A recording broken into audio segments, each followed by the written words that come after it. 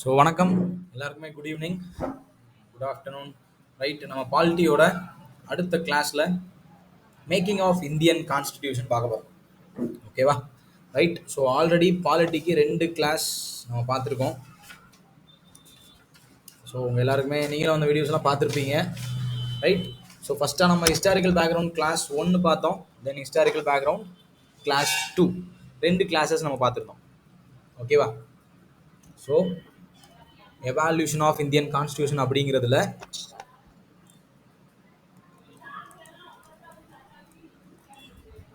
Historical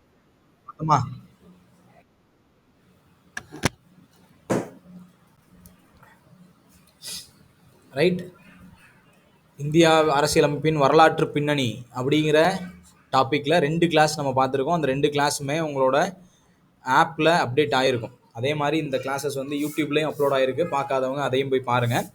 so இன்னைக்கு class, இந்த கிளாஸில் இந்திய அரசியலமைப்பின் உருவாக்கம் அப்படிங்கிற டாப்பிக்கை பார்க்க போகிறோம். Making of Indian constitution. ஓகேவா? இந்திய அரசியலமைப்பின் உருவாக்கம்.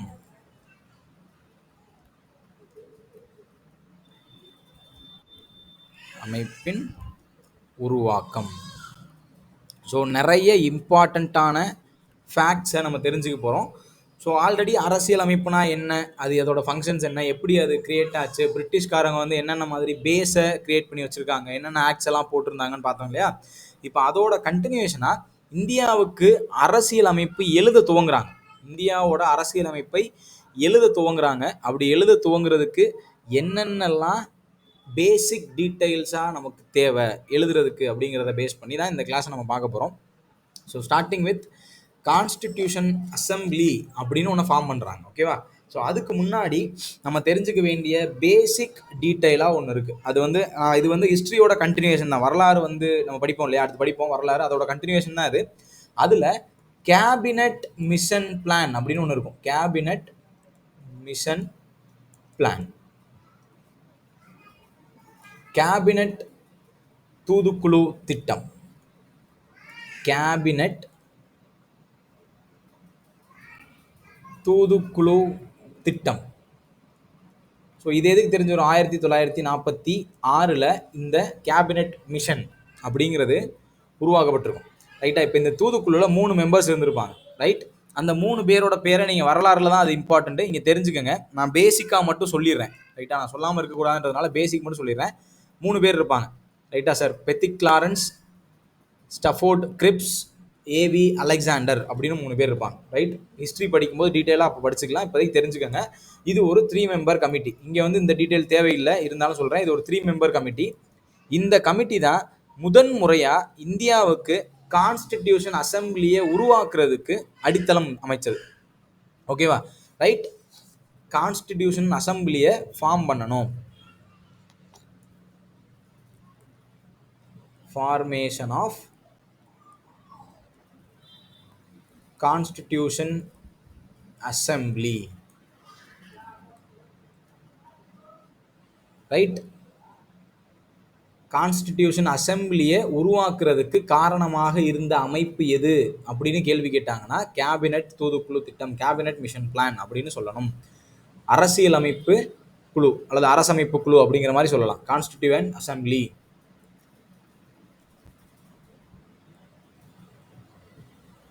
அரசியலமைப்பு குழு. ஓகே, அரசியலமைப்பு உருவாக்குவதற்கு அமைக்கப்பட்ட குழு. இந்த குழுவை அமைக்கணும் அப்படின்னு சொன்ன திட்டம் எது? கேபினட் தூதுக்குழு திட்டம். ரைட்டா? Cabinet mission plan. அப்போது இதை பேஸ் பண்ணி தான் கான்ஸ்டிடியூஷன் அசம்பிளி ஃபார்ம் ஆகுது. கான்ஸ்டிடியூஷன் அசம்பிளி தான் இந்திய அரசியல் அமைப்பை எழுதுவதற்கு உருவாக்கப்பட்டது. ஓகேவா? To draft Indian constitution. To draft Indian constitution. இந்திய அரசியலமைப்பை உருவாக்குவதற்காக உருவாக்கப்பட்ட ஒரு குழு தான் கான்ஸ்டிடியூஷன் அசம்பிளி. ஓகேவா? இப்போ இந்த கான்ஸ்டிடியூஷன் அசம்பிளியை பற்றி தான் ஃபுல்லாகவே நம்ம படிக்க போகிறோம். ரைட்? அது ஃபார்மேஷன் என்ன, அது எப்படிலாம் செயல்பட்டுச்சு, அதோட ஃபங்க்ஷன்ஸ் என்ன அப்படிங்கிறத தான் கண்டினியூஸாக தெரிஞ்சுக்க போகிறோம். ரைட்டா?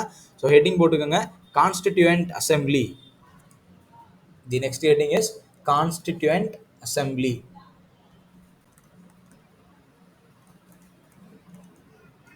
கான்ஸ்டிடியூவன்ட் அசம்பிளி, அரசியல் அமைப்பு குழு. எப்போ உருவாக்கப்படுது அரசியலமைப்பு குழு? எப்போ உருவாக்கப்படுது? நவம்பர் 1946.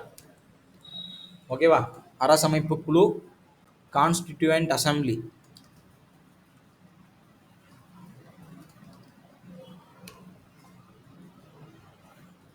அரசமைப்பு குழு அல்லது அரசியல் நிர்ணய சபை அப்படின்னு சொல்லலாம். ஓகேவா? அரசியல் நிர்ணய சபை இப்படி ஞாபகத்தில் வச்சுங்க. ரைட், அரசமைப்பு குழுன்னு சொல்ல வேணாம், அரசியல் நிர்ணய சபை அப்படிங்கிற மாதிரி சொல்லிங்க. இந்த கான்ஸ்டிடியூண்ட் அசம்பிளி ஃபஸ்ட்டு எப்போ ஸ்டார்ட் ஆகுது? நவம்பர் 1946 உருவாக்கம் பெறுது. ஓகேவா? இதில் யார் யாரெல்லாம் இருக்கணும் அப்படின்னு ஒரு பாயிண்ட் நம்ம கொடுக்கணும் இல்லையா? அதோட காம்போசிஷன். ரைட், அதோட காம்போசிஷன், அமைப்பு முறை. ஃபஸ்ட் நம்ம தெரிஞ்சுக்க போகிறது அந்த கான்ஸ்டிடியூண்ட் அசம்பிளியோட காம்போசிஷன். ஓகேவா? அதனுடைய அமைப்பு. Composition of constituent assembly. மொத்த உறுப்பினர்கள், டோட்டல் மெம்பர்ஸ் எழுதிக்கங்க. டோட்டல் மெம்பர்ஸ் எத்தனை பேர் அப்படின்னா 389 பேர். இப்போ நான் சொல்கிற ஃபேக்ட் எல்லாமே பரீட்சைக்கு ரொம்ப ரொம்ப முக்கியமானது. அரசியல் நிர்ணய சபையின் மொத்த உறுப்பினர்கள் எண்ணிக்கை 389. இந்த 389 ரெண்டாக பிரிக்கலாம். 296, 93. 296, 93. 296 அப்படிங்கிறது யாருக்கான எண்ணிக்கை அப்படின்னா பிரிட்டிஷ் இந்திய மாகாணங்கள். ஓகேவா? இந்த 296ங்கிறது பிரிட்டிஷ் இந்திய மாகாணங்கள், அன்னைக்கு இருந்த பிரிட்டிஷ் இந்தியா. ஓகேவா? இந்த 93 அப்படிங்கிறது பிரின்ஸ்லி ஸ்டேட்ஸ்.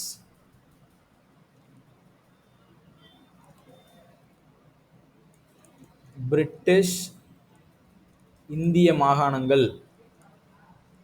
பிரிட்டிஷ் இந்தியாவுக்கும் பிரின்ஸ்லி ஸ்டேட்ஸ் அப்படின்னா மன்னர் மாகாணங்கள் அல்லது மன்னர் மாநிலங்கள் அப்படின்னு சொல்லலாம். மன்னர் மாகாணங்களுக்கும் இடங்களை ஒதுக்குறாங்க. ரைட்டா? பிரிட்டிஷ் இந்தியானா ஒன்றும் கிடையாது, direct control of Britain government. Britain கவர்மெண்ட்டோட டைரக்ட் கண்ட்ரோல் இருந்தது வந்து பிரிட்டிஷ் இந்திய பகுதிகள். தனியாக இந்தியாவில் இருந்த மன்னர்களால் ஆட்சி செய்யப்பட்டது வந்து பிரின்ஸ்லி ஸ்டேட்ஸ், மன்னர் மாகாணங்கள். இப்போ மொத்தமாக 389 சீட்டு. அதில் 296 பிரிட்டிஷ் இந்தியாவுக்கும் 93 பிரின்ஸ்லி ஸ்டேட்டுக்கும் கொடுத்தாச்சு. ஓகேவா? இப்போ இதில் சீட்டை எப்படி அலோகேட் பண்ணுறாங்க? அடுத்து அலோகேஷன், ஒதுக்கீடு. அதாவது என்ன ஒதுக்கீடு பண்ணுறோம் நம்ம? இட ஒதுக்கீடு. அலோகேஷன் ஆஃப் சீட்ஸ், இடங்களை ஒதுக்கீடு பண்ணுறோம். இடங்கள் ஒதுக்கீடு எப்படி ஒதுக்கீடு பண்ணுறாங்கன்னா, இப்போ மொத்தம் 389 அவங்க என்ன பாயிண்ட்டுக்கு அரைவாகிறாங்கன்னா 1 மில்லியன் பீப்புளுக்கு ஒரு ரெப்ரசன்டேட்டிவ். 1 மில்லியன் பீப்புளுக்கு ஒரு மெம்பர் அப்படிங்கிற கணக்கில் தான் இந்த 389 அரைவாகிறாங்க. ஓகேவா? 1 மில்லியன் பீப்புளுக்கு 1 மெம்பர் அப்படிங்கிற கான்செப்டில் தான் இந்த டோட்டல் நம்பர் ஆஃப் மெம்பர்ஸை ஐடென்டிஃபை பண்ணுறாங்க. ஓகே, 1 மில்லியன் மக்களுக்கு ஒரு உறுப்பினர். 1 மில்லியன் மக்களுக்கு ஒரு உறுப்பினர் அடையாளம் காணப்படுறார். ஓகே, இப்போ ஒரு உறுப்பினர் சொல்லியாச்சு.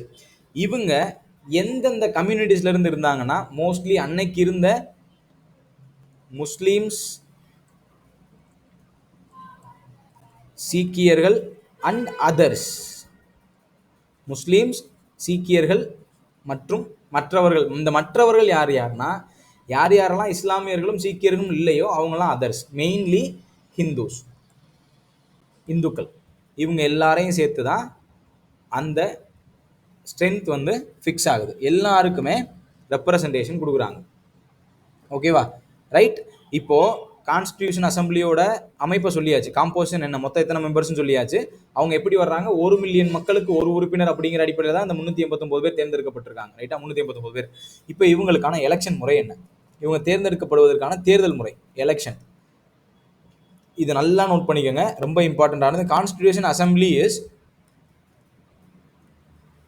partly elected, partly nominated. Partly elected, partly nominated. ஒரு பகுதி தேர்ந்தெடுக்கப்பட்டது, தேர்ந்தெடுக்கப்பட்டவர்களும் இருந்தாங்க, தேர்ந்தெடுக்கப்பட்டவர்கள் நியமிக்கப்பட்டவர்கள், 2 பேரும் சேர்ந்து தான் இதில் இருந்தாங்க. தேர்ந்தெடுக்கப்பட்டவர்களும் இருந்தாங்க, நியமிக்கப்பட்டவர்கள். ஓகேவா? தேர்ந்தெடுக்கப்பட்டவர்கள், நியமிக்கப்பட்டவர்கள் 2 பேருமே இதுல இருந்தாங்க. Partly elected, partly nominated. அதாவது என்ன அர்த்தம்னா, இப்போ நம்ம 2 டைப் ஆஃப் மெம்பர் சொன்னோமா? இப்போ முன்னாடி எழுதும்போது இந்த 296 இருக்காங்க இல்லையா, பிரிட்டிஷ் மாகாணங்களுக்கான உறுப்பினர்கள் எல்லாருமே எலெக்டட், தேர்தல் மூலமா தேர்ந்தெடுக்கப்பட்டாங்க, எலெக்ஷன் மூலமா தேர்ந்தெடுக்கப்பட்டாங்க. இந்த 93 பேர் வந்து நாமினேட் செய்யப்பட்டாங்க. நாமினேட் செய்யறதுனா எலெக்ஷன்லாம் கிடையாது. பிரிட்டிஷ் கவர்மெண்ட் நினைச்சிச்சுன்னா அவங்கள இந்த மெம்பர் ஆக்கிரும், அந்த மாதிரி அர்த்தம். தேர்தல்னா தெரியும் இல்லையா, இன்னைக்கு எலெக்ஷன் நடக்குது இல்லையா, ரைட்? அது மாதிரி ஒரு தேர்தல் ஆனது. ஆனா அதே மாதிரி மக்களால் தேர்ந்தெடுக்கப்பட்டவங்க கிடையாதவங்க, அதையும் நீங்க ஞாபகத்தில் வச்சுக்கணும். எலெக்டட் அவங்க, அதே மாதிரி நாமினேட்டடும் இருந்ததுனால partly elected and partly nominated அப்படின்னு சொல்றோம். யார் யாரெல்லாம் எலெக்டட், அந்த 293 பேர் வந்து எலெக்டட், மீதி 96 பேர் வந்து நாமினேட்டட். ஓகேவா? அதனால இது என்ன சொல்றோம், பார்ட்லி எலெக்டட் பார்ட்லி நாமினேட்டட்னு சொல்றோம். ஓகேவா? ரைட். ஸோ இவங்களுக்கான தேர்தல், அந்த 293 பேருக்கான எலெக்ஷன் இருக்கு இல்லையா, அந்த எலெக்டடுக்கானதுக்கு இது ஒரு இன்டைரக்ட் எலெக்ஷன். இது ஒரு இன்டைரக்ட் எலெக்ஷன், மறைமுக தேர்தல் மூலமா அவங்க தேர்ந்தெடுக்கப்பட்டாங்க. ரைட்? நேரடி தேர்தல் இல்லை. இப்போ டைரக்ட் எலெக்ஷன்னா என்ன, இன்டைரக்ட் எலெக்ஷன் டைரக்ட், இன்டைரக்ட். இப்போ டைரக்ட் அப்படின்னா யார் யாரெல்லாம் நேரடியாக மக்களால் தேர்ந்தெடுக்கப்படுறாங்களோ அவங்கெல்லாம் டைரக்ட் எலெக்ஷன்ஸ் அப்படின்னு சொல்கிறோம். அதெல்லாம் டைரக்ட் எலெக்ஷன்ஸ் சொல்கிறோம். இன்டைரக்ட் எலெக்ஷன்ஸ்னா மக்களால் நேரடியாக தேர்ந்தெடுக்கப்பட மாட்டாங்க, பிரதிநிதிகளால் தேர்ந்தெடுக்கப்படுவாங்க. பிரதிநிதிகளால் தேர்ந்தெடுக்கப்படுவாங்க. இப்போ உதாரணத்துக்கு இன்னைக்கு இருக்கிற இந்தியாவில் இப்போ இருக்கிற கரண்ட் சுச்சுவேஷன் எடுத்துக்கோங்க. 2 எலெக்ஷன் இந்தியாவில் நடக்கும். ஒன்று வந்து பிரதமரை தேர்ந்தெடுப்பதற்கானது, இன்னொன்று குடியரசுத் தலைவர் தேர்ந்தெடுக்கிறானது. குடியரசுத் தலைவர். இப்போ நம்ம எல்லாருமே இந்த பிரதமரை தேர்ந்தெடுக்க தேர்தலில் ஓட்டு போடுவோம். நம்ம ஓட்டு போட்டு தான் பிரதமர் தேர்ந்தெடுக்க போறாரு. அப்ப இதுக்கு பேர் தான் டைரக்ட் எலெக்ஷன். ஆனா குடியரசுத் தலைவருக்கு நம்ம ஓட்டு போட மாட்டோம். ரைட்டா? நம்ம என்ன பண்ணிருப்போம்னா, இப்போ இந்த டைரக்ட் எலெக்ஷன்ல நம்ம ஒரு எம்பிக்கோ அல்லது ஸ்டேட்ல ஒரு எம்எல்ஏக்கோ ஓட்டு போட்டிருப்போமா, நமக்கு ஒரு பிரதிநிதி இருப்பார்ல. இப்ப நம்ம மதுரைக்கு ஒரு தொகுதிக்கு வெங்கடேசன் அப்படின்னு ஒரு எம்பி இருக்காரு. இவர் வந்து மக்களோட பிரதிநிதி, ரெப்ரசன்டேட்டிவ். இவர் வந்து குடியரசுத் தலைவர் எலெக்ஷன்ல ஓட் பண்ணுவார். நம்ம டைரக்டா குடியரசு எலெக்ஷன்ல ஓட் பண்ண முடியாது. அதனால இதை வந்து நம்ம என்ன சொல்றோம், இன்டைரக்ட் எலெக்ஷன், மறைமுக தேர்தல்னு சொல்றோம். அப்ப அன்னைக்கு இருந்த காலகட்டத்தில் கான்ஸ்டிடியூஷன் அசம்பிளிக்கு அந்த பார்ட்லி எலெக்டடா இருந்த மக்கள் எல்லாருமே இன்டைரக்ட் எலெக்ஷன் மூலமா தேர்ந்தெடுக்கப்பட்டவர்கள். ஓகேவா? அப்ப மொத்தம் எத்தனை சீட்ஸ் நம்ம சொன்னோம், 296 சொன்னோமா, சாரி 293 சொன்னோமா, right? 293.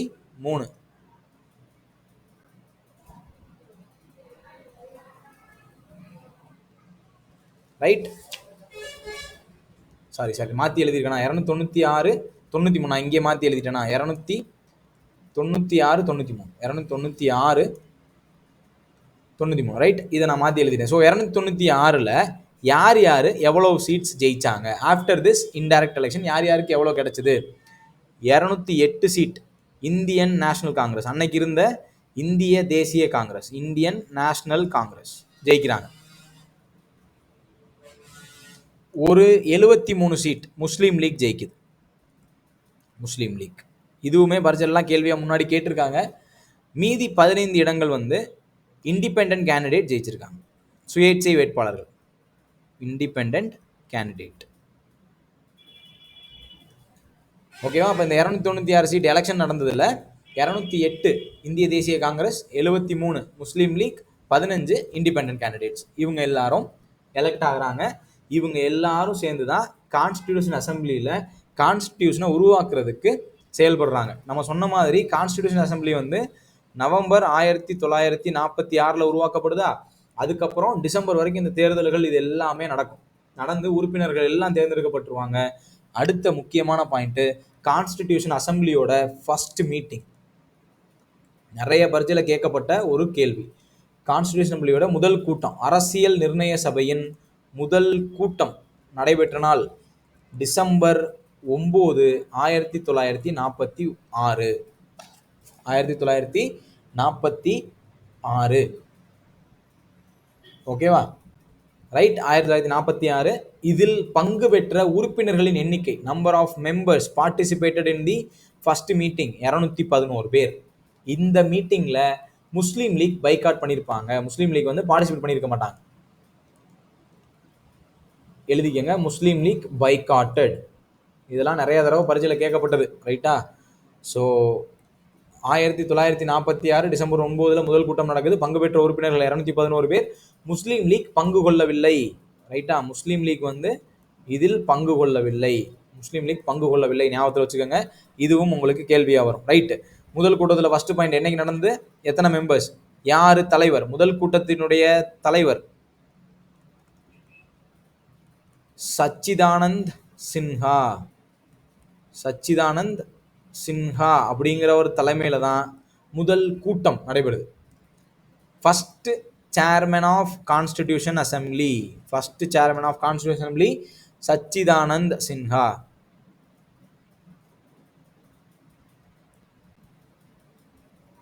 Sachidanand Sinha first chairman of constitution assembly. ரொம்ப ரொம்ப ரொம்ப முக்கியமான கேள்வி, ரைட்டா? முதல் கூட்டத்தினுடைய தலைவர் சச்சிதானந்த் சின்ஹா. ஏன் அவரை வச்சிருப்பாங்க அப்படின்னா, அன்னைக்கு இருந்த இந்த 211 பேர்ல he is the senior most, வயதில் மூத்தவர் அப்படிங்கிற அடிப்படையில் இவர் தலைவராக இருந்திருப்பார். ஓகேவா? அதன் பிறகு இவர் வந்து முதல் தலைவர் அல்லது டெம்பரரி சேர்மன், ஓகே, அல்லது டெம்பரரி பிரசிடென்ட். டெம்பரரி பிரசிடென்ட், தற்காலிக தலைவர் அப்படின்னு ஒரு சொல்லுவாங்க. தற்காலிக தலைவர். அப்ப இது ரெண்டு விதமா ஞாபகத்தில் வச்சுக்கணும். ஒன்று, அரசியலமைப்பு நிர்ணய சபையின் முதல் கூட்டத்தோட தலைவர்னு கேட்டாலும் சச்சிதானந்த் சின்ஹா தான், தற்காலிக தலைவர்னு கேட்டாலும் சச்சிதானந்த் சின்ஹா தான். அப்ப நிரந்தர தலைவர் யாரு?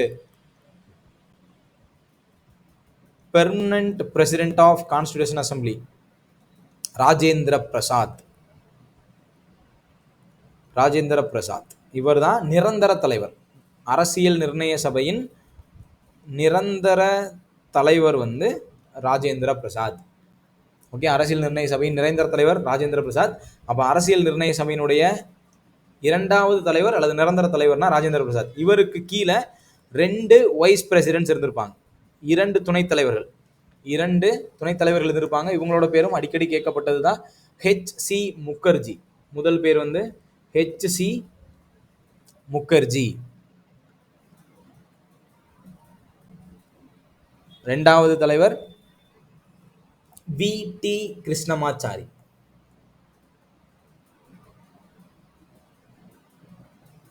வி.டி. கிருஷ்ணமாச்சாரி. அப்போ முகர்ஜி, கிருஷ்ணமாச்சாரி, இவங்க 2 பேரும் யாரு? துணைத் தலைவர்கள். அப்போ ஒரு தலைவர் 2 துணைத் தலைவர்கள் கொண்ட அமைப்பா அரசியல் நிர்ணய சபை இருந்திருக்கு. ஓகேவா?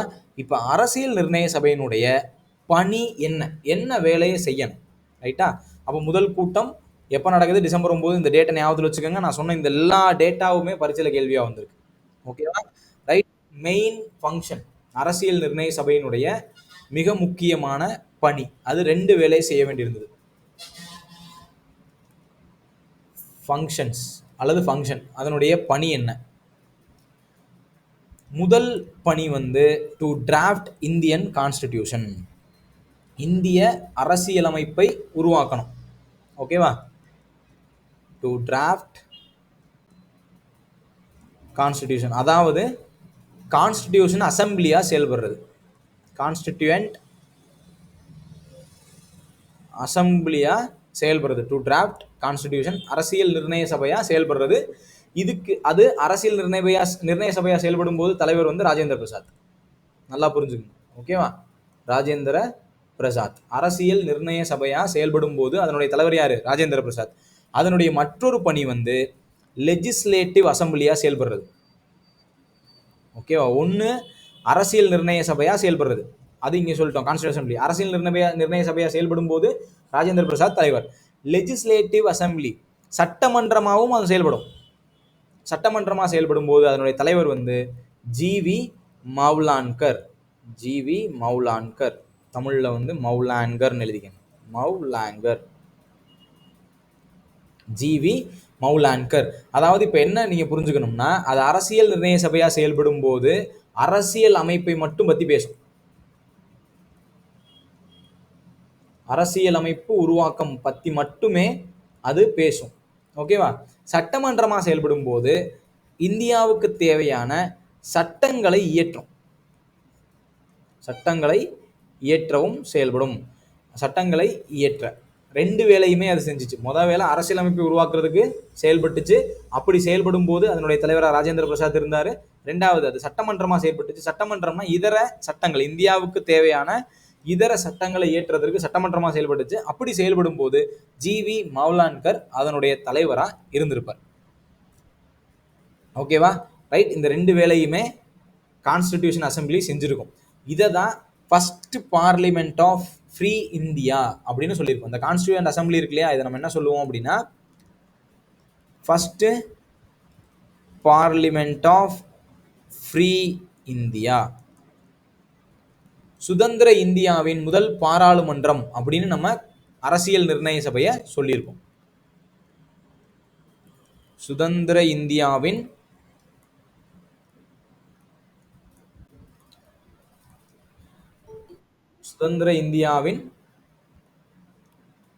முதல் பாராளுமன்றம் அப்படி நம்ம எதை சொல்றோம்? கான்ஸ்டிடியூயன்ட் அசம்பிளியை சொல்றோம். ரைட்டா?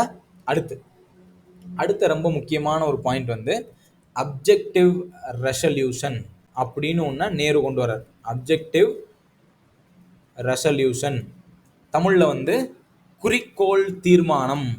ரைட்? தமிழில் எழுதிக்கங்க, குறிக்கோள் தீர்மானம்.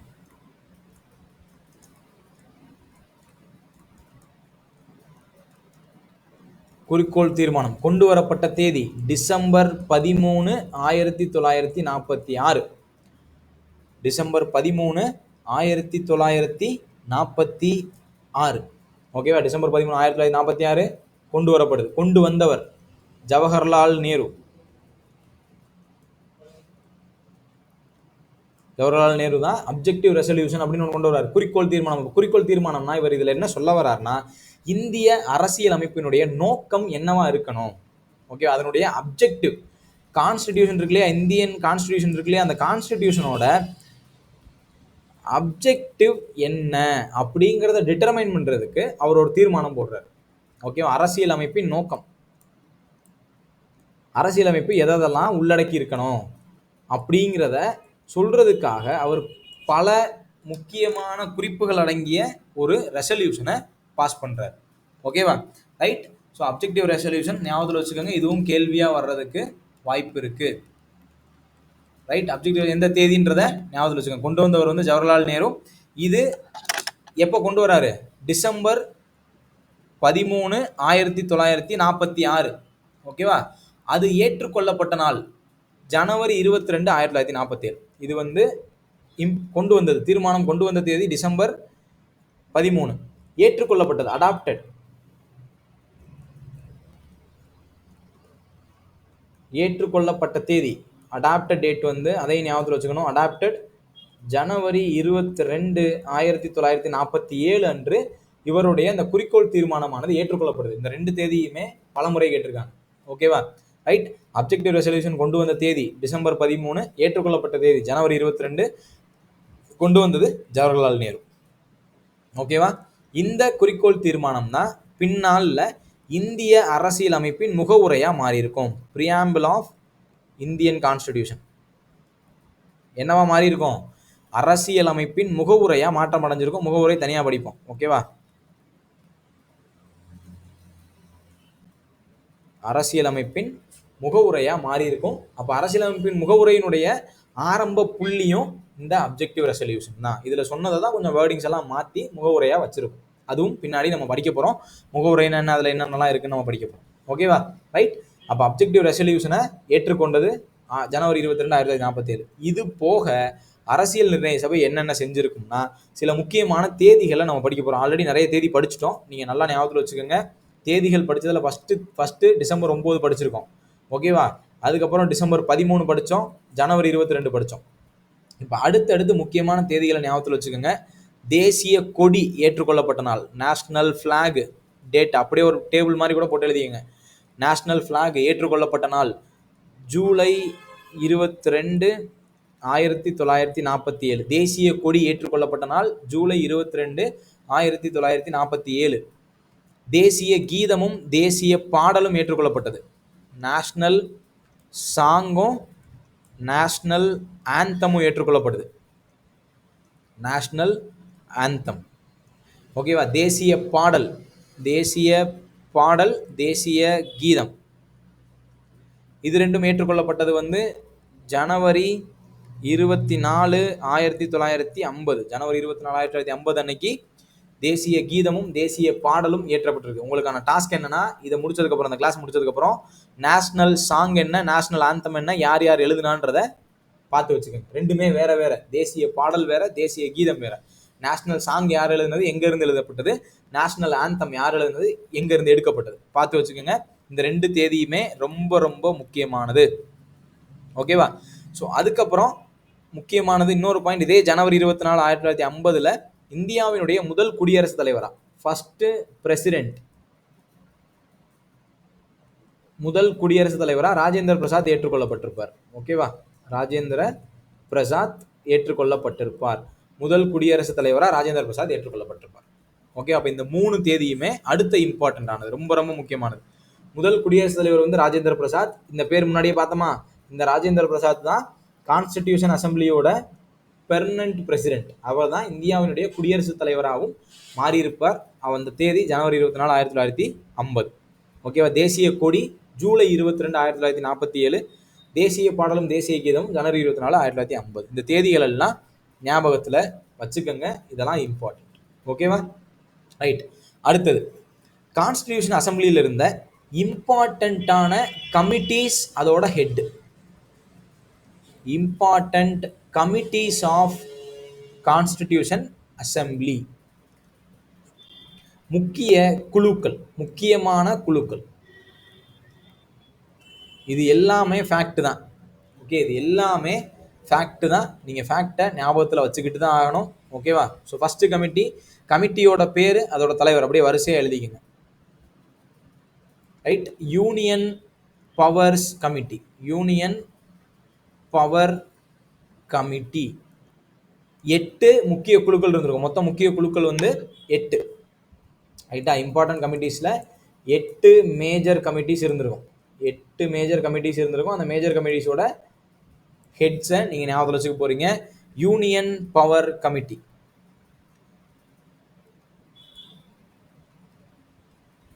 மத்திய நிர்வாக குழு அல்லது அதிகார குழு அப்படின்னு ஞாபகத்தில் வச்சுக்கலாம், ரைட்டா. மத்திய அதிகார குழு, முதல் குழு மத்திய அதிகார குழு. தலைவர் Jawaharlal Nehru, Jawaharlal Nehru. Union power committee, அதனுடைய தலைவர் யாரு, ஜவஹர்லால் நேரு, மத்திய அதிகார குழு. அடுத்து ரெண்டாவது, union constitution committee, union constitution committee, மத்திய அரசமைப்பு குழு, மத்திய அரசமைப்பு குழு. இந்த குழுவினுடைய தலைவரும் ஜவஹர்லால் நேரு தான், ஓகே. மத்திய அரசமைப்பு குழு, அதனுடைய தலைவரும் Jawaharlal Nehru.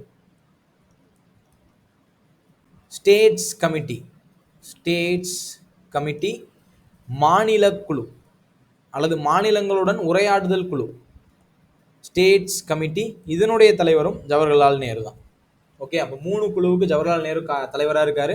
Union power committee, union constitution committee, states committee. இந்த ஸ்டேட்ஸ் கமிட்டினா ஒன்றும் கிடையாது. இதை நீங்கள் எப்படி புரிஞ்சுக்கிறலாம் அப்படின்னா, இப்போ இந்தியாவில், அன்னைக்கு இருந்த இந்தியாவில் நிறைய மாகாணங்கள் வந்து இருந்தது, ஓகே. இப்போ இங்கெல்லாம் எல்லாருமே தனித்தனி மாகாணங்கள் இருந்திருக்கும். இப்போ இந்த மாகாணங்களில் இருக்கக்கூடிய மாகாணங்கள் எல்லாம் இந்தியாவோட இணைகிறதுக்கு ஒத்து போகணும் இல்லையா.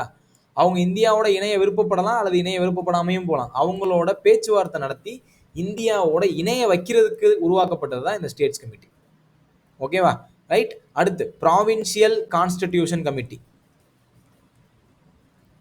ப்ராவின்சியல் கான்ஸ்டிடியூஷன் கமிட்டி, மாகாண அரசமைப்பு குழு, மாகாண அரசமைப்பு குழு. சர்தார் வல்லபாய் பட்டேல், சர்தார் வல்லபாய் பட்டேல். ஓகேவா? சர்தார் வல்லபாய் பட்டேல் இவர் தான் இந்தியாவின் இரும்பு மனிதர் அப்படின்னு அறியப்படுறார். சர்தார் வல்லபாய் பட்டேல் ஏன்றத பின்னாடி படிப்போம். ஓகேவா? ஸோ 4வது குழு வந்து ப்ராவின்சியல் கான்ஸ்டிடியூஷன் கமிட்டி, மாகாண அரசமைப்பு குழு. 5வது ரொம்ப முக்கியமான குழு டிராஃப்டிங் கமிட்டி. டிராஃப்டிங் கமிட்டி தமிழ்ல வரைவு குழு, அரசியலமைப்பு வரைவு குழு. தலைவர் B.R. Ambedkar.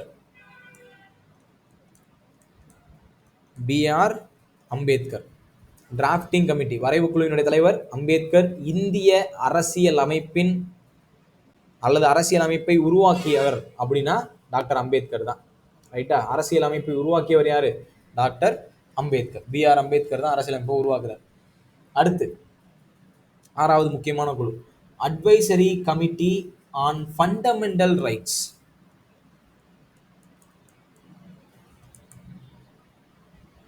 Advisory committee on fundamental rights, அடிப்படை உரிமைகள் தொடர்பான ஆலோசனை குழு.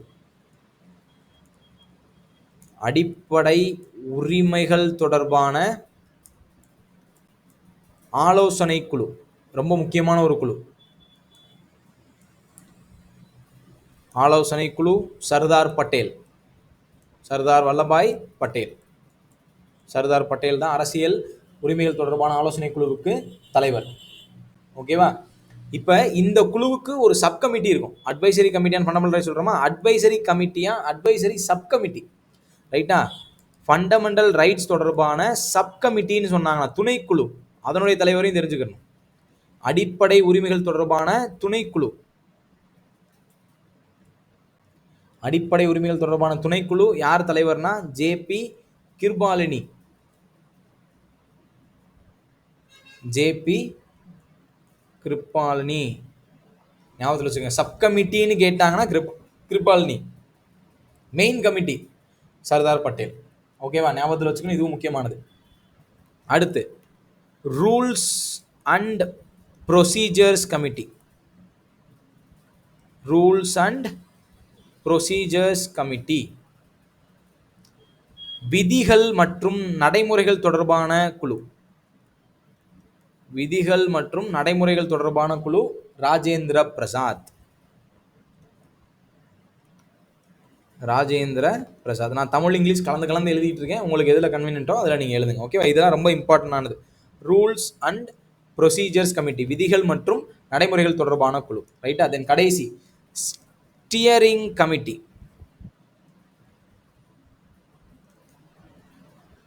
ஸ்டியரிங் கமிட்டியும் ராஜேந்திர பிரசாத் தான். ஓகேவா? Steering committee Rajendra Prasad. Steering committee Rajendra Prasad. ஸ்டியரிங்னா வழிநடத்துதல் குழு. தமிழ்ல வந்து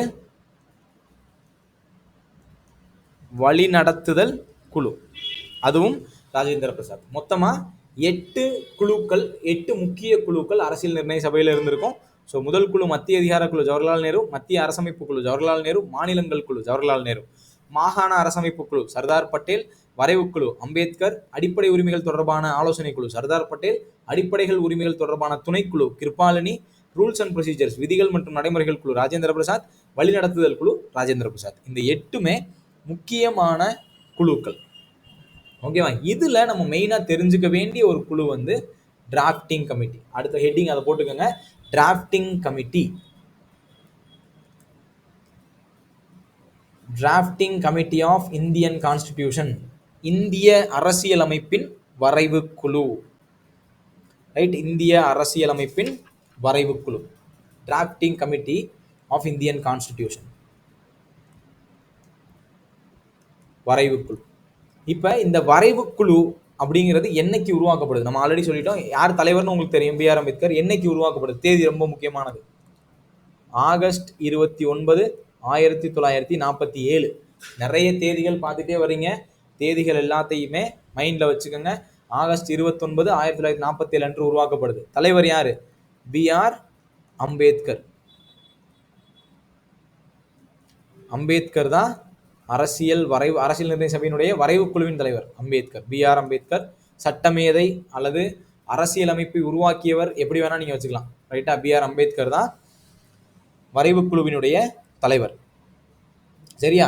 இப்போ இந்த வரைவு குழுவினுடைய மொத்த உறுப்பினர்கள் 7 உறுப்பினர்கள். ஓகேவா? ரைட். மொத்த உறுப்பினர்கள் வரைவு குழுவினுடைய மெம்பர்ஸ் வந்து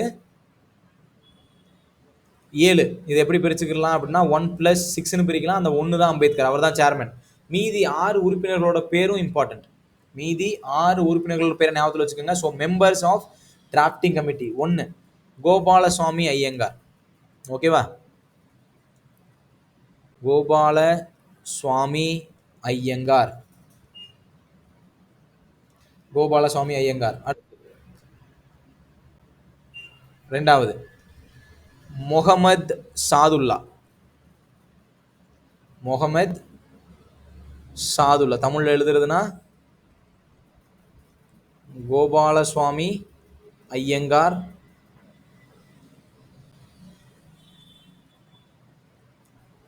முகமது சாதுல்லா, முகமது சாதுல்லா, அல்லாடி கிருஷ்ணசாமி ஐயர். அல்லாடி கிருஷ்ணசாமி ஐயர்.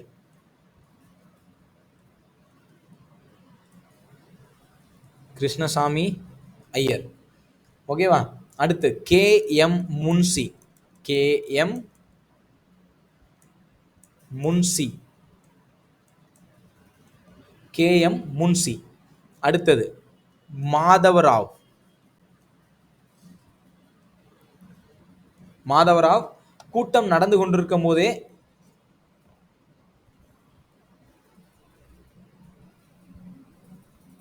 ஓகேவா?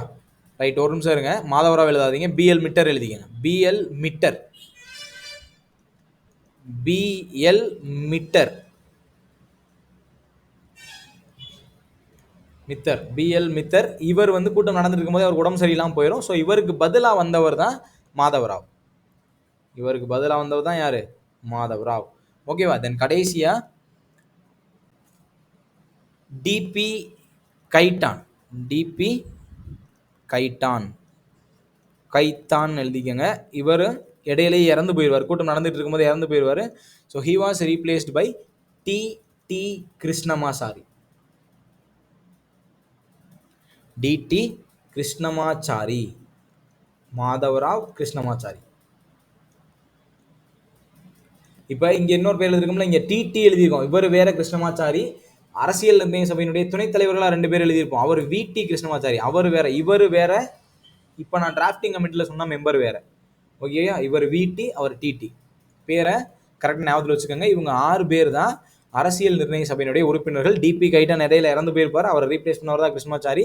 மிட்டர் இறந்து போயிருப்பார், அவர் ரீப்ளேஸ் பண்ணவர் தான் மாதவராவ். எப்படி ஞாபகத்தில் வச்சுக்கலாம்னா மிட்டர் M, Madhavrao M, கைட்டான் K, Krishnamachari K. ஓகேவா? அந்த பேரை அப்படியே ரீப்ளேஸ் பண்ணுற மாதிரி ஆட்கள் சேர்ந்திருப்பாங்க. ரைட்டா? இப்போ இந்த கான்ஸ்டிடியூஷன் அசம்பிளியில் டிராஃப்டிங் கமிட்டி என்ன செஞ்சிருக்கும்னா நிறைய ரெஃபரன்சஸ், நிறைய நாடுகளோட அரசியல் அமைப்பெல்லாம் எடுத்து அதை படித்து இந்தியாவுக்கு எதெல்லாம் தேவை அப்படிங்கிறத எழுதியிருப்பாங்க. ஓகேவா? அதுதான் இவங்களோட பெரிய வேலை. ரைட். இப்போ உதாரணத்துக்கு வந்து அமெரிக்காவினுடைய அரசியல் அமைப்பு இருந்திருக்கும். அதை எடுத்து படித்து அதில் நமக்கு எதெல்லாம் பயன்படும் அப்படின்னு எடுத்து எழுதியிருப்பாங்க. அதே மாதிரி UK, யுனைடெட் கிங்டம் எடுத்து எழுதியிருப்பாங்க. இந்த மாதிரி அவங்க கண்டினியூஸாக எழுதிக்கிட்டே இருந்திருப்பாங்க. எழுதி எழுதி எழுதி அரசியல் அமைப்பை உருவாக்கியிருப்பாங்க. ஓகேவா? அவ்வாறு உருவாக்கப்பட்ட அரசியல் அமைப்பு என்னைக்கு நடைமுறைக்கு வந்திருக்கும் அப்படின்னா, ரைட், அரசியல் அமைப்பு வந்து அடாப்டட், அந்த மாதிரி வச்சுக்கோங்க. Adopted. Constitution was adopted. Constitution adoption date. Date ரொம்ப முக்கியம். நவம்பர் 26, 1949 அரசியல் அமைப்பு ஏற்றுக்கொள்ளப்பட்ட நாள்.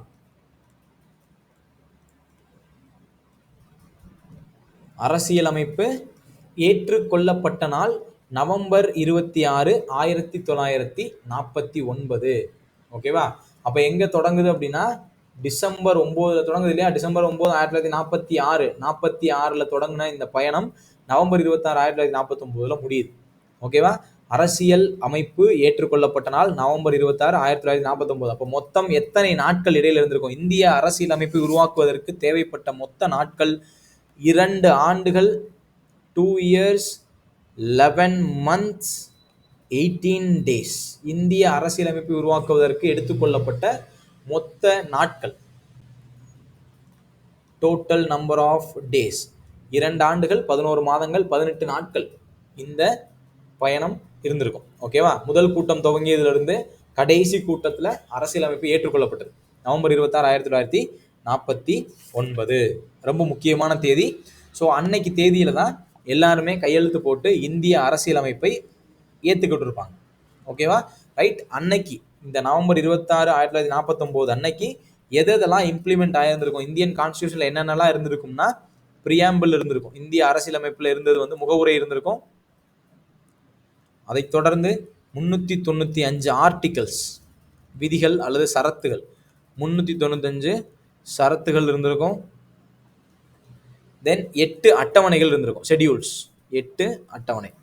இதெல்லாம் பரீட்சையில் கேட்டிருக்காங்க. 8 ஷெடியூல். இந்திய அரசியலமைப்பு ஏற்றுக்கொள்ளப்பட்ட போது இருந்த அட்டவணைகளின் எண்ணிக்கை வந்து 8. பரீட்சையில் கேட்பாங்க. இருந்த ஆர்டிகளோட கவுண்ட் 395.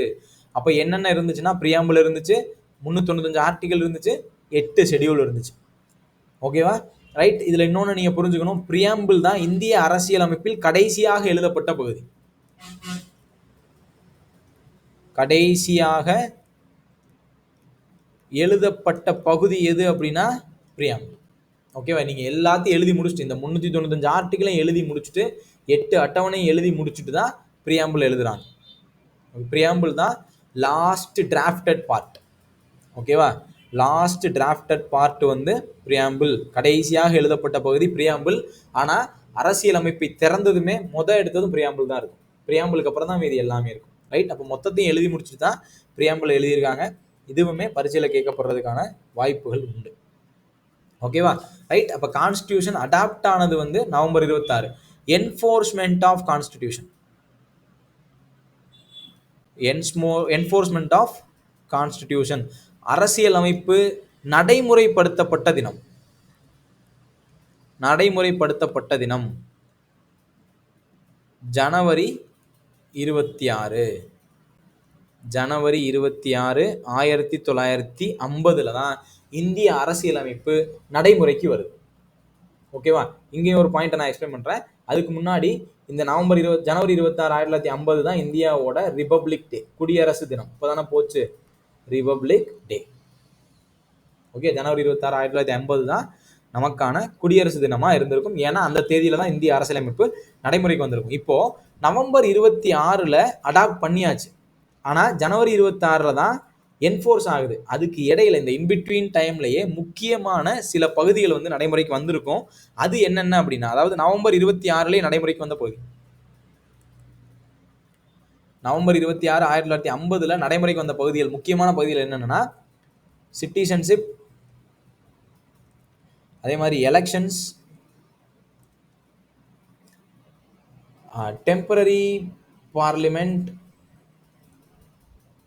இந்த மாதிரி ஒரு சில முக்கியமான பார்ட்டுகள், முக்கியமான பகுதிகள் எல்லாம் நவம்பர் 26, 1950 நடைமுறைக்கு வந்திருக்கும். ஏன் இப்போ நவம்பர் 26 இமீடியட்டாக கொண்டு வராங்கன்னா, அவங்க அடுத்த எலெக்ஷன் நடத்த வேண்டியது இருக்குது, குடியுரிமையை பற்றி தீர்மானிக்க வேண்டியது இருக்குது. சிட்டிசன்ஷிப் அப்படின்னா குடியுரிமை, எலெக்ஷன்ஸ்னா தேர்தல்கள், அதே மாதிரி பாராளுமன்ற நடவடிக்கை அவங்களுக்கு தேவைப்படுது. அதனால இது எல்லாத்தையும் நவம்பர் 26 இம்ப்ளிமெண்ட் பண்ணிட்டாங்க. இது போக மீதி இருக்கிற எல்லாம், இது போக மீதி இருக்கக்கூடிய எல்லாம் ஜனவரி 26 அன்னைக்கு, சாரி இது வந்து 49, 1949, 50 எழுதிட்டேன். ஜனவரி 26, 1950 மீதி, இது போக மீதி இருக்கிறது எல்லாம். கேள்வி கேட்பாங்க, சிட்டிசன்ஷிப் வந்து எந்த டேட்ல இம்ப்ளிமெண்ட் ஆகுது அப்படின்னா, அது நவம்பர் 26 இம்ப்ளிமெண்ட் ஆயிடுது. மீதி இருக்கக்கூடிய எல்லாமே வந்து ஜனவரி 26, 1950 இம்ப்ளிமெண்ட் ஆகுது. ஓகேவா? ரைட். ஞாபகத்தில் வச்சுக்கலாமா? இப்போ நான் நிறைய தேதி, நிறைய ஃபேக்ட் சொல்லியிருக்கேன். இதெல்லாம் கண்டிப்பாக நீங்கள் ஞாபகத்தில் வச்சுக்கணும், வேற வழி இல்லை. ரைட்.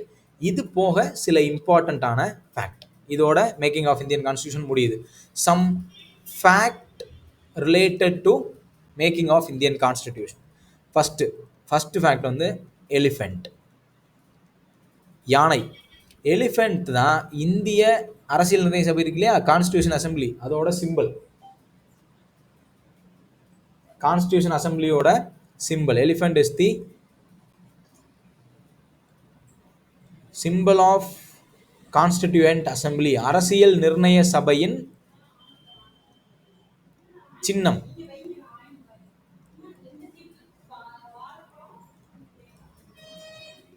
அரசியல் நிர்ணய சபையினுடைய சின்னமாக தேர்ந்தெடுக்கப்பட்டது. அரசியல் நிர்ணய சபையினுடைய சின்னம் என்னது? யானை, எலிஃபென்ட் தான் அரசியல் நிர்ணய சபையினுடைய சின்னம். ரைட். அடுத்து sir B.N. Rao. B.N. Rao. B.N. Rao constitutional adviser அல்லது legal adviser. Legal or constitutional adviser to constitution assembly. அரசியல் நிர்ணய சபைக்கான சட்ட ஆலோசகர். சட்ட ஆலோசகர் யாருன்னு கேட்டாங்கன்னா B.N. ராவ் அப்படின்னு சொல்லணும். அரசியல் நிர்ணய சபையினுடைய சட்ட ஆலோசகர் யாரு? B.N. ராவ். ஓகேவா? அடுத்து secretary to constitution assembly. Secretary to constitution assembly அரசியல் நிர்ணய சபையின் செயலர். அரசியல் நிர்ணய சபையின் செயலர் H.V.R. ஐயங்கார். H.V.R. ஐயங்கார் அரசியல் நிர்ணய சபையினுடைய செயலர். செக்ரட்டரி டு கான்ஸ்டிடியூஷன் அசம்பிளி யார் அப்படின்னா H.V.R. Iyengar. Chief draftsman. Chief draftsman of constitution assembly. எல்லாமே கான்ஸ்டிடியூஷன் அசம்பிளியோட ரிலேட் ஆனது தான். Chief draftsman of constitutional assembly அரசியல் நிர்ணய சபையின் வரைவாளர் அல்லது எழுத்தாளர். அரசியலமைப்பினுடைய சீஃப் டிராஃப்ட்ஸ்மேன் எழுத்தாளர். Chief draftsman of constitution assembly எழுத்தாளர் அல்லது வரைவாளர். Chief draftsman S.N. Mukherjee. S.N. Mukherjee. ஓகேவா? Calligrapher of Indian constitution. Calligrapher of Indian constitution ரொம்ப ரொம்ப முக்கியமான பேர். Calligrapher of Indian constitution. Calligrapher அப்படின்னா எழுதினவர். இந்திய அரசியலமைப்பை கைப்பட எழுதியவர். அவர் தான் கேலிகிராஃபர். இந்திய அரசியலமைப்பை கைப்பட எழுதியவர். கேலிகிராஃபர் யாருன்னா பிரேம் பிஹாரி நரைன் ரைசாடா. பிரேம் பிஹாரி நரைன் ரைசாடா. ஓகேவா? பிரேம் பிஹாரி நரைன் ரைசாடா இந்திய அரசியலமைப்பை தன் கையால் எழுதியவர் கேலிகிராஃபர். யாரு? பிரேம் பிஹாரி நரைன் ரைசாடா. ஓகேவா? ரைட். அதே போல இவர் எழுதினது வந்து இங்கிலீஷ் வெர்ஷன். ஆங்கில வடிவத்தை எழுதினவர் பிரேம் பிஹாரி நரைன் ரைசாடா. அதே மாதிரி ஹிந்தி வடிவத்துக்கான கேலிகிராஃபர், ஹிந்தி வடிவத்தை எழுதியவர் வசந்த் கிருஷ்ண வைத்யா. வசந்த் கிருஷ்ண வைத்யா. தமிழ்ல இந்த பக்கம் எழுதுறேன். வசந்த் கிருஷ்ண வைத்யா இந்திய அரசியலமைப்பின் ஹிந்தி வடிவத்துக்கான calligrapher. Calligrapher of the Hindi version. இந்திய அரசியலமைப்பின் ஹிந்தி வடிவத்தை எழுதியவர் வசந்த் கிருஷ்ண வைத்யா. ஓகேவா? இதெல்லாம் முக்கியமான ஃபேக்ட். அரசியலமைப்பின் சிம்பிள்னு கேட்டாங்கன்னா எலிஃபென்ட். அதனுடைய கான்ஸ்டிடியூஷனல் அட்வைசர் சட்ட ஆலோசகர் வந்து யாரு? B.N. ராவ். செக்ரட்டரி செயலர் யாரு? H.V.R. ஐயங்கார். சீஃப் டிராஃப்ட்ஸ்மேன் அப்படின்னு கேட்டாங்கன்னா S.N. முகர்ஜி. கேலிகிராஃபர் ஆங்கில வடிவத்தை எழுதியவர் பிரேம் பிஹாரி நரைன் ரைசாடா. ஹிந்தி வடிவத்தை எழுதியவர் வசந்த் கிருஷ்ண வைத்யா.